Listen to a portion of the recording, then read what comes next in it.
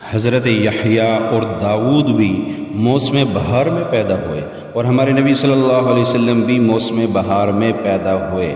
ولادت، نبوت، ہجرت، وفات سب اسی دن ہوئی۔ آپ کی پیدائش میں 9، 10، 11، 12 ربیع الاول ہے۔ اب اس میں اختلاف ہے، لیکن 12 ربیع الاول اور 9 یہ مشہور ہے۔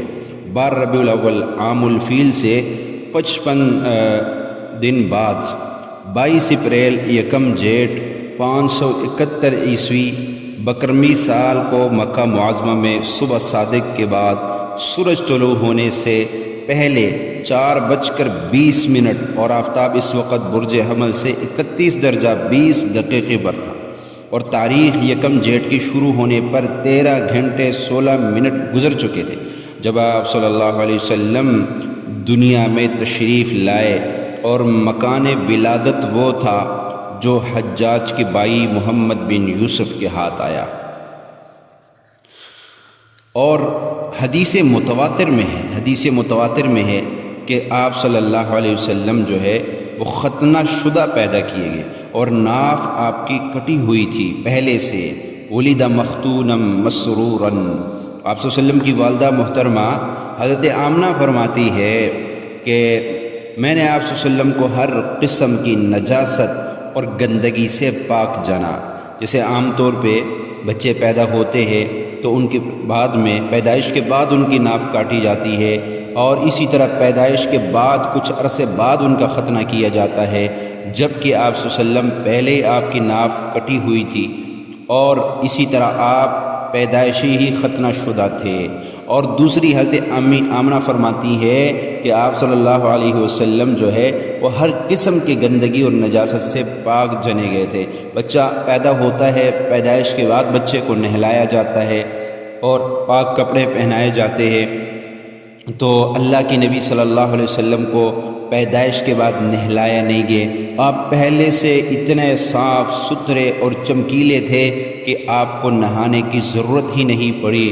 اسی طرح ایک روایت میں ہے کہ جس دن آپ صلی اللہ علیہ وسلم پیدا ہوئے، اس دن سے لے کر اگلے پورے سال تک اللہ نے کسی عورت کو بیٹی نہیں دی۔ اپنے نبی کی خوشی میں، اپنے نبی کے آنے کے اعزاز میں اللہ نے پورے سال کسی عورت کو بیٹی نہیں دی، بلکہ سب کو بیٹے دیے۔ اور اسی طرح البدایہ والنہایہ میں، اور اسی طرح دلائل النبوت میں بھی ہے کہ حضرت آمنہ فرماتی ہے کہ جب آپ صلی اللہ علیہ وسلم پیدا ہوئے تو سارا عالم روشن ہو گیا، مشرق اور مغرب میرے سامنے کھل کے آ گئے، شام اور مدائن کے محلات اور یمن کے محلات اللہ نے مجھے دکھائے، ساری دنیا کے بت زمین پر جا گرے، بادشاہوں کے تخت الٹ گئے، اور بادشاہوں کے سروں سے تاج اچھل کر زمین پر جا گرے۔ ایک سمندر کی مچھلیوں نے جا کر دوسرے سمندر کی مچھلیوں کو خوشخبریاں دی کہ دلہا کائنات آ گئے۔ اسی طرح یعقوب بن سفیان یہ باسناد حضرت حسن اور حضرت عائشہ سے روایت کرتے ہیں کہ ایک یہودی مکہ میں بغرض تجارت رہتا تھا۔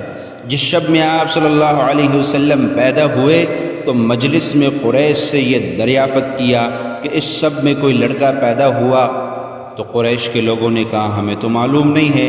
یہودی نے کہا اچھا ایسے کرو، ذرا پتہ تو کر کے آؤ کہ آج کے شب میں، کیونکہ ہماری کتابوں میں یہ لکھا ہوا ہے کہ یہ سن اور یہ وقت اور یہ آج کی رات جو ہے اس امت کا نبی پیدا ہوگا، تو آج کی رات میں وہ نبی تو پیدا ہوا ہے، لیکن پتہ تو کر کے آؤ کہ کہاں بچہ پیدا ہوا۔